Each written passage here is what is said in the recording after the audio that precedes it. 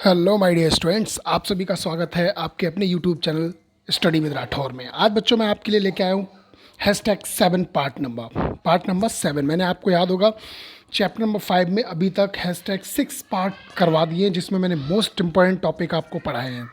बच्चों एक बात मैं आपको बताना चाहता हूँ, आज ध्यान से सुनिएगा। देखिए कुछ इसमें ऐसे बड़े बड़े डेरिवेशन हैं जो कराना पॉसिबल नहीं है। मतलब मैं यहाँ पे करा दूंगा, मैं समझा भी दूंगा, बट मुझे ऐसा लगता है कि उसमें लगभग 70-30% बच्चे ऐसे हैं, 70% बच्चे ऐसे हैं जो नहीं समझ पाएंगे, क्योंकि उसमें काफ़ी एक्सप्लेन करना पड़ता है जो कि क्लास में ही पॉसिबल हो पाता है। ठीक है बच्चों, तो उन्हें मैं क्लास में ही कराऊंगा। यहाँ पे मैं वो टॉपिक करा देता हूँ जिससे आपको भी समझ में आ जाए और हमारा वीडियो जो है वो आपके लिए सफल रहे। मतलब कहने का मतलब है ऐसा है, आपको समझ में आ जाए। और ऐसा भी मत समझना सर मतलब ज़्यादा छोड़ देते होंगे। आपका लगभग 90 to 10%, मतलब 90% मैं यहाँ पे कराना आपके हर चैप्टर में कराता हूँ, बाकी 10% जो रह जाता है वही मैं छोड़ देता हूँ, जिससे मैं आपको क्लास में करा सकूँ। ठीक है बच्चों, तो आपको भयभीत होने की ज़रूरत नहीं है। ये आपका पार्ट नंबर 7 है, #7। यहाँ पे याद रखना, अगर आपको वीडियो जिसने नहीं देखा हो पिछला, तो वो हैशटैग को फॉलो कर सकता है। मतलब #1 2 3 4 5 6 इस तरीके से मैंने पार्ट बना रखे हैं, तो 1 by 2 मतलब सीरियल वाइज आप देख सकते हो। ठीक है बच्चों, और मैं बता दूँ जिसने भी मतलब पुराने वीडियो नहीं देखे वो पहले उसे देखें, तभी आपको नेक्स्ट वीडियो भी समझ में आएंगे। यानी कोई नया स्टूडेंट जुड़ा हुआ है तो उसे पहले पुराने वीडियो देखने चाहिए। ठीक है बच्चों, तो आज मैं आपको टॉपिक कराने वाला हूँ अनुगमन वेग तथा धारा घनत्व में संबंध का सूत्र। मोस्ट इम्पोर्टेंट टॉपिक है आपका। मैं पहले बता दूं अनुगमन वेग और वैद्युत धारा। अनुगमन वेग को मैंने आपको बताया था BD से प्रदर्शित करते हैं और धारा घनत्व को हम J से प्रदर्शित करते हैं। याद होगा मैंने आपको लिखवाए सूत्र, आपको याद भी हो गए होंगे आई होप। ठीक है बच्चों, तो मोस्ट इम्पोर्टेंट टॉपिक है, फटाफट जुड़ जाइए। जो स्टूडेंट नहीं जुड़े हुए हैं फटाफट जुड़िए, और जो भी स्टूडेंट वीडियो को देखने लगे हैं वो पहले फटाफट लाइक करें, क्योंकि मैं देखता हूँ कि बच्चे वीडियो देखकर चले जाते हैं। लाइक किया करो, जिससे हमें मालूम पड़ता है कि आप कितना सीख रहे हैं। ठीक है बच्चों, चलिए लाइक कर दिया होगा आई होप, फटाफट करिए जिसने नहीं किया है। चलिए अब टॉपिक पर आगे बढ़ते हैं। आज हेडिंग डालिए फटाफट। सबसे पहले अनुगमन वेग तथा वैद्युत धारा में संबंध। फटाफट हेडिंग डालो, मोस्ट इंपॉर्टेंट टॉपिक है आपका ये। एग्जाम में बहुत बार आपका ये डेरिवेशन यानी सूत्र पूछा गया है।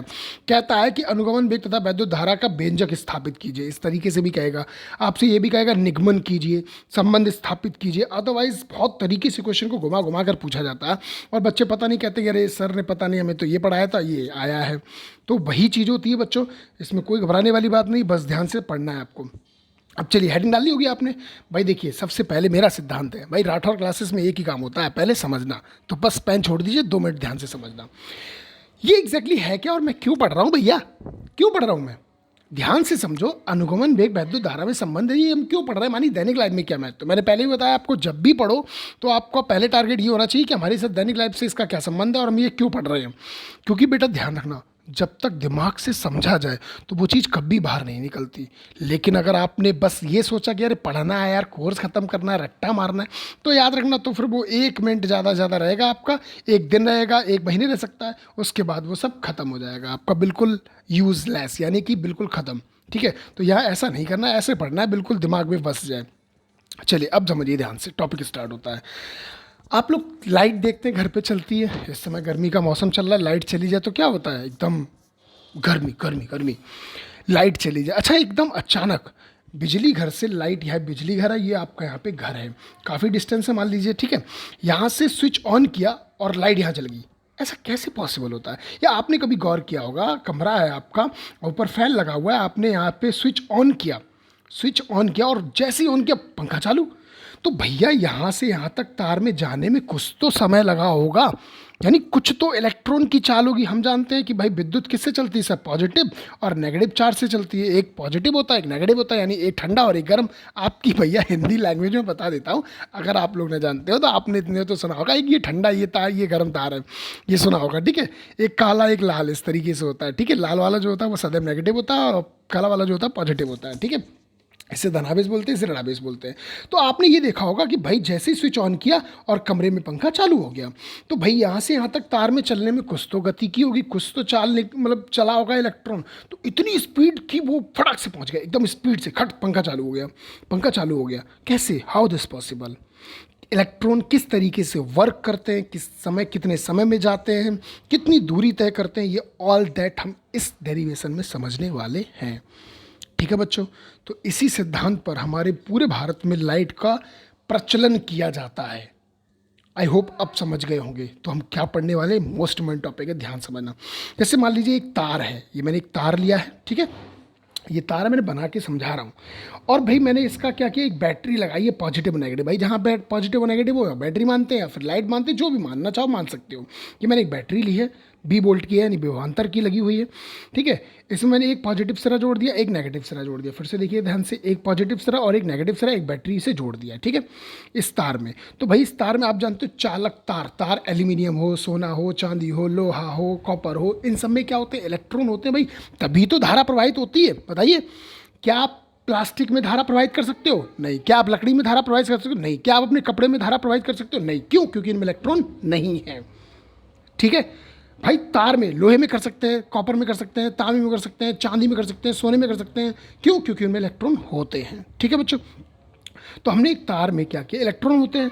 अब जैसे हमने यहाँ पे विद्युत प्रवाहित की तो क्या हुआ, इलेक्ट्रॉन वर्क करने लगे। किससे? अनुगमन वेग BD से। किससे?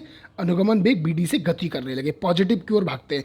याद रखना, धारा सदैव ऋणावेश से धनावेश की ओर चलती। ये मत कह देना कि सदैव धनावेश से ऋणावेश की ओर चलती, ये गलत हो जाएगा, ध्यान रखना। क्या कहोगे अगर मैं पूछूं कि धारा किधर से किधर चलती है, तो आप कहोगे सर ऋणावेश से धनावेश की ओर चलती है।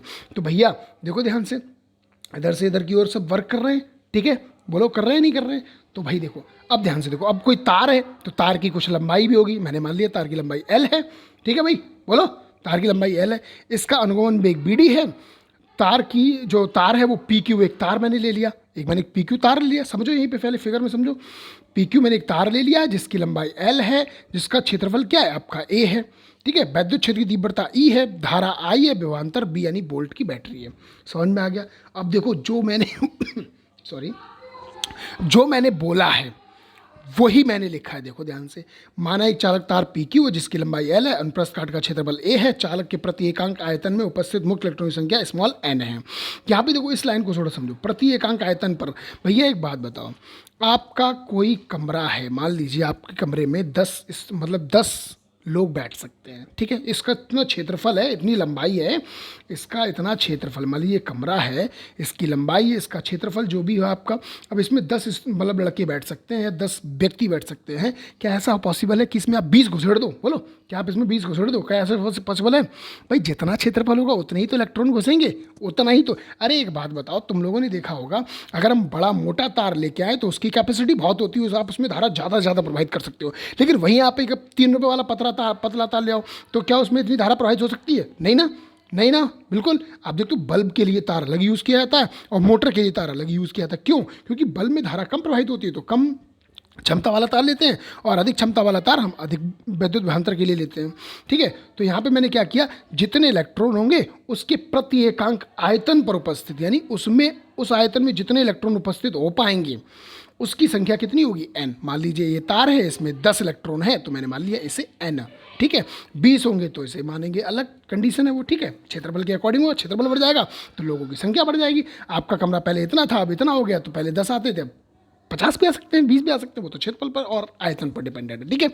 समझ में आ गया यहाँ तक? बोलो भाई। देखो तो मैंने क्या बोला, माना एक PQ की लंबाई 6 है, बिल्कुल है सर, इसकी लंबाई L है, मैंने लिख दिया बिल्कुल, जिसका क्षेत्रफल A है, बिल्कुल लिख दिया। प्रति एकांक आयतन पर मुक्त इलेक्ट्रॉन की संख्या कितनी है, N है, ये भी समझ में आ गया सर। आगे देखिए नेक्स्ट, जब चालक के सिरों पर विभवांतर B लगाते हैं, अब मैंने बैटरी लगा दी है, ठीक है, तब उसमें धारा I प्रवाहित होती है, बिल्कुल होने लगी। जैसे मैंने किया तो क्या हुआ, धारा प्रवाहित होने लगी। मैंने कहा था ऋणावेश से धनावेश की ओर, ऋणावेश से धनावेश की ओर जा रही है धारा। देखो ध्यान से, ऋणावेश से होते हुए धनावेश की ओर जा रही है ये, ठीक है, इधर की ओर जा रही है। तो क्या होगा, जो उसमें धारा I प्रवाहित होने तथा उसमें मुक्त इलेक्ट्रॉन तथा उसमें उपस्थित मुक्त इलेक्ट्रॉनों का अनुगमन वेग BD है, यहाँ पे लिख लेना BD, ठीक है, यहाँ पे लिख लेना BD, उसका अनुगमन वेग BD है, बिल्कुल है BD है। बोलो, ये पूरी लैंग्वेज बेटा फिगर से ही मैंने लिखवाई है। मैं फिर से बता रहा हूँ, मैंने कई बच्चों को रटते हुए देखा है, एग्जैक्टली रियलिटी रटते हुए देखा है। भैया यहाँ पे रटना नहीं है, आप बस एक निगाह से फिगर को देख लो, बस फिगर को देख लीजिए, 100% आप लैंग्वेज अपने आप लिख देंगे। देखो मैं इसे बोल रहा हूँ, माना एक PQ की लंबाई 6 है, जिसकी लंबाई L है, जिसका क्षेत्रफल A है, इसमें धारा I प्रवाहित होती है, जिसका विद्युत क्षेत्र E है, तथा इस पर एक बैटरी विभवांतर B लगी हुई है। आप सोच रहे होंगे सर आपने थोड़ा बहुत अलग अलग बोला है, तो भैया कोई दिक्कत नहीं है, कोई दिक्कत नहीं है। मैं कह सकता हूँ कि आप पढ़ते हो, या मैं कह रहा हूँ, मैं ये भी कह सकता हूँ कि आप पढ़ने जा रहे हो। तो बात तो अब पढ़ने, तो आप पढ़ने तो मतलब पढ़ते तो आप ही हैं, मतलब कंडीशन हो गई, मैंने बोल अलग दिया पर बात तो नहीं बदली ना। तो ऐसे ही इसमें भी है, ठीक है। तो आप लैंग्वेज में थोड़ा हेर फेर हो सकता है, कोई दिक्कत वाली बात नहीं है, ठीक है बच्चों। यह बात ध्यान रखिएगा, बेटा रटना नहीं है, मैं फिर से बोल रहा हूँ। यहाँ सिर्फ और सिर्फ दिमाग भरते हैं, कॉपी नहीं, ये रियलिटी है। तो प्लीज़ समझने की कोशिश करिएगा। समझ में आ गया, फिगर समझ में आ गया, लैंग्वेज समझ में आ गई, आपने छाप लिया होगा। चलिए नेक्स्ट आगे देखते हैं। अब इसका अब डेरिवेशन देखते हैं। मुक्त इलेक्ट्रॉनिक संख्या भाई n बराबर इलेक्ट्रॉनिक संख्या इंटू आयतन। मैंने बताया था एक कमरे में भाई जितना आयतन होगा आपका ए एल भाई क्षेत्रफल और इंटू लंबाई का गुणा कर दो तो आयतन ही बनता है। अब उसमें जितने भी इलेक्ट्रॉन संख्या होगी वो क्या कहलाएगा, आपका मुक्त इलेक्ट्रॉनों की संख्या। तो मैंने सूत्र लगा दिया आपका मुक्त इलेक्ट्रॉन संख्या कैपिटल एन बराबर इलेक्ट्रॉनिक संख्या इंटू आयतन। तो एन बराबर एन इंटू ए एल हो गया, आयतन आपका ए एल होता है। आप जानते हो आवेश क्यू बराबर एन ही होता है, बिल्कुल होता है सर। एन का मान मैंने क्या किया, इसमें डाल दिया। एन का मान रखने पर मैंने देखो यहाँ पे लिखा हुआ बाकायदा, एन का मान ए एल है, ए एन आपका ए एल ही रख दिया, एन रख दिया आपका यहाँ पे, ठीक है। देखो जरा ध्यान से रख दिया। अब देखो ध्यान से, आप जानते हो समय बराबर होता है दूरी बटे चाल भैया। जितनी दूरी तार जितना लंबा होगा उतनी तो चाल से चलेगा वो, तो अब बट्टे हो गया बी डी। आप जानते हो निकालना क्या हमें, धारा घनत्व, धारा उसमें कह रहा था अनुगमन वेग तथा वैद्युत धारा में, धारा में कह रहा है ना, तो धारा का सूत्र लगाएंगे आई बराबर क्यू अपॉन टी। अब भैया कुछ नहीं करना, हमें वैल्यू पुट करनी है, जहाँ क्यू की वैल्यू वहाँ क्यू वैल्यू डाल दो, और जहाँ टी की वैल्यू है यानी टी बराबर, तो ये आपने यहाँ डाल दिया। अब ध्यान से देखो, यहाँ पे डाला एन ए एल इंटू ई। अब एल अपॉन बी डी था तो बी डी तो ऊपर घूम के चला जाएगा, तो एल से एल कट गया बेटा, बचा क्या N A into B D. तो भाई लिख दिया मैंने आई बराबर N A E into B D. बोलो हो गया। हमें चाहिए क्या था, अनुगमन वेग तथा वैद्युत धारा। बेटा जिसका नाम पहले लेता उसे हम उसके ही रूप में हम सूत्र को प्रदर्शित करते हैं। तो उसने पहले बोला था अनुगमन वेग, बोलो देखो डेफिनेशन का नाम देखो अनुगमन वेग, तो हम अनुगमन वेग के ही सूत्र निकालेंगे। तो हमने एक तरफ कर लिया बी डी, बाकी सब एक तरफ ले गए। तो भाई बी डी बराबर क्या हो गया, आई अपॉन ए एन ई, यही नेक्स्ट फाइनल सूत्र है। क्या लिखेंगे, बी डी बराबर आई अपॉन ए एन ई, ये आपका होता है सूत्र। जहां मैं फिर से बता दूं, आई वैद्युत धारा है, ए क्षेत्रफल है, एन इलेक्ट्रॉन संख्या, ई आपका इलेक्ट्रॉन का मान यानी 1.6 × 10⁻⁻19 होता है। जैसे नहीं मालूम वो देख लीजिए, ठीक है बच्चों। अब देखो इससे हम एक और सूत्र बना सकते हैं बच्चों। मैंने फिर से बता रहा हूँ, कई सारे ऐसे क्वेश्चंस पूछे जाते हैं एग्जाम में जो सूत्र से सूत्र निकलवाते हैं। तो यहाँ पे फटाफट अपनी कॉपी में नोट पॉइंट डालोगे, नोट पॉइंट डालिए। बिल्कुल भाई देखिए, मेरा आपने एक नोटिस किया होगा, जैसे मैं क्लास में पढ़ाता हूँ कोशिश यही करता हूँ कि हाँ 100% नहीं हो पाता है, बट यहाँ पे 80 to 85% मैं करने की कोशिश करता हूँ, ये आप भी जानते हो। और कोशिश यही रहती है कि आपको बेहतर सिखा सकूँ, ठीक है बच्चों। तो नोट पॉइंट डालो फटाफट। धारा घनत्व तथा अनुगमन वेग का संबंध। अब देखो ध्यान से, आप जानते हो अनुगम धारा घनत्व, अभी क्या था उसमें, धारा अनुगमन वेग तथा वैद्युत धारा। अब यहाँ पे धारा घनत्व आया है, तो धारा घनत्व को हम सूत्र कैसे बना सकते हैं। आप जानते हो धारा, मैंने आपको लिखवाया था धारा घनत्व जे बराबर आई अपॉन ए होता है। बोलो होता है नहीं होता है। आप जानते हो अनुगमन वेग का सूत्र क्या होता है, मैंने अभी भी निकाला, बी डी अपॉन आई है नहीं। अच्छी बात बताओ, आई अपॉन ए तो ऐसा ही रहने दो, ये बी डी क्रॉस मल्टीप्लाई में इधर चला जाएगा, बोलो चला जाएगा ना। तो क्या मैं इसे ऐसे लिख सकता हूँ, आई अपॉन ए बराबर सर बी डी है नहीं, बोलो बोलो फटाफट बोलो। तो मैं इसका मान उठा के यहाँ पे डाल दूँ तो भैया जे बराबर हो गया बी डी एन ई, और हमें किस में चाहिए था, अनुगमन वेग में संबंध चाहिए था, क्योंकि हमारा टॉपिक अनुगमन वेग यहाँ पे मैंने लिख दिया धारा घनत्व। तो इसका मतलब ये नहीं कि आप घनत्व को निकालें, ये निकाल सकते हो, कोई दिक्कत वाली बात नहीं है, ठीक है। तो क्या हो जाएगा आपका बी डी बराबर जे अपॉन ए एन ई, हमने एन ई बटे में लिया है, तो ये आपका हो गया। आप चाहो तो जे बराबर आप क्या लिख सकते हो, बी डी एन ई। बोलो हो गया ही नहीं हो गया, ये भी लिख सकते हो, यानी ये वाला सूत्र भी आप लिख सकते हो, कोई दिक्कत वाली बात नहीं है। तो एक सूत्र से आपके दो सूत्र बन गए, बोलो एक अनुगमन वेग वैद्युत धारा में संबंध का सूत्र यानी ये वाला आपका हो गया बच्चों, ठीक है।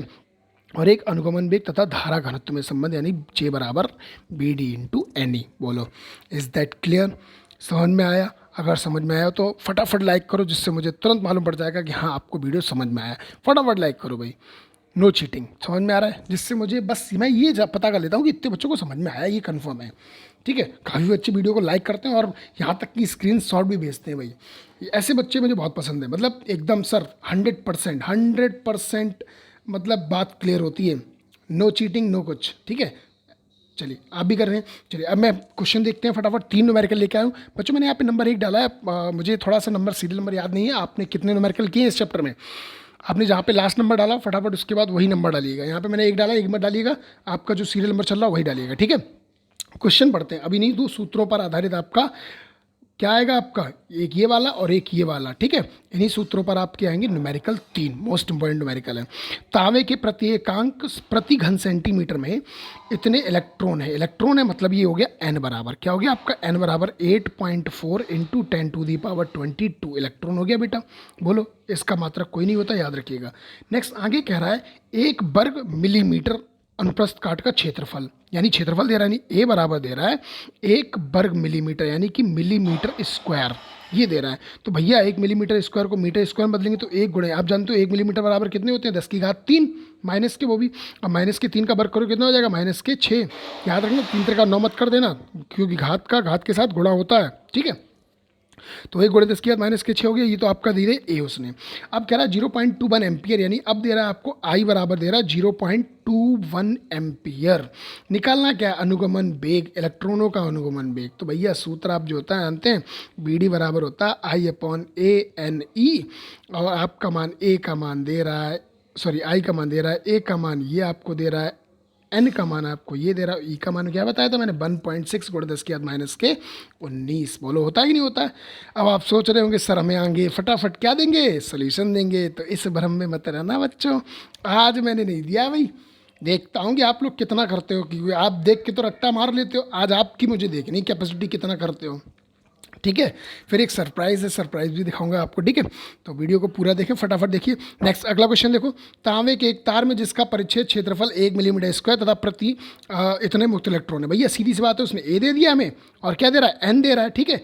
आई एम्पियर धारा, वही सेम सूत्र क्या लगाएंगे हम, बी डी बराबर सर I/ANE, क्या हो जाएगा, ई का मतलब इलेक्ट्रॉन कह रहा हो, इलेक्ट्रॉन कह रहा है तो 1.6 गुणे 10⁻−19 हो जाता है, लगा देंगे आप फटाफट।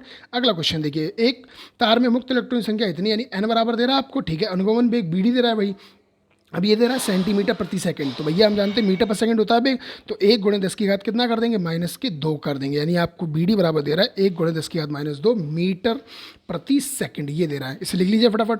क्या पूछ रहा है आपसे, धारा घनत्व, तो भैया जे बराबर मैंने क्या बताया था, बी डी एन ई, ध्यान से देखो, बी डी का मान ये दे रहा है, एन का मान ये दे रहा है, और ई का मान इलेक्ट्रॉन है, इलेक्ट्रॉन का कितना होता है 1.6 गुणे 10 की घात -19। बोलिए भाई, आ रहा है समझ में, बोलो कोई दिक्कत, लगा लेंगे, निकाल लेंगे। दूसरा सूत्र है, अब सरप्राइज़ ये है कि मुझे मालूम है भाई आप लोग कसम खा के आते हो कि सर हमें सोल्यूशन ज़रूर देंगे, तो मैंने पहले क्वेश्चन का सोल्यूशन देखो दे रखा है यहाँ पे, ठीक है।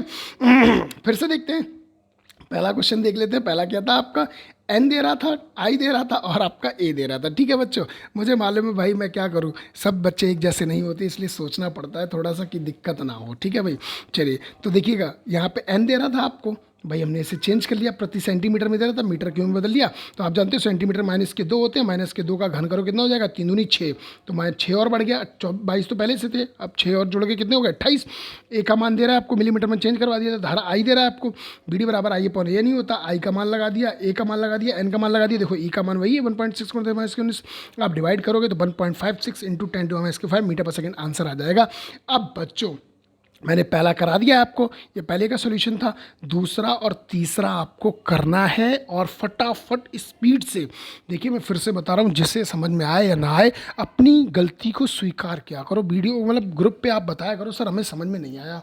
कुछ बच्चे तो मैं देखता हूँ ये सोचते हैं कि फटाफट हम सर वीडियो बाद में देख लेंगे, अभी क्या मतलब है, अपलोड तो कर ही दिया है सर ने, तो भाई ये गलत फहमी है। आपको एग्जैक्ट टाइम पे यहाँ पे मैं पूछता हूँ तो ये कम से कम हो जाता है कि कितने बच्चे सीख रहे हैं, कितने बच्चों ने कर लिया है। और भाई मैं देखिए, मैं फिर से उन बच्चों की बहुत प्रशंसा करता हूँ जिनका राइटिंग भी अच्छा है और पढ़ते भी अच्छा है। मैं उन बच्चों के लिए एक बार खुद तालियां बजा रहा हूँ, बहुत अच्छी बात है, आपने बहुत अच्छा किया और बहुत अच्छा करते रहिएगा। आशा करता हूँ कि आपके लिए मैं आपके लिए बेहतर कर सकूँ, ठीक है बच्चों। तो ये सभी के लिए था, गर्ल्स एंड बॉयज़ सभी के लिए है। अच्छा पढ़िए, खुश रहिए, मस्त रहिए, आबाद रहिए। जय हिंद, जय माता दी। घर पर रहिए, सुरक्षित रहिए।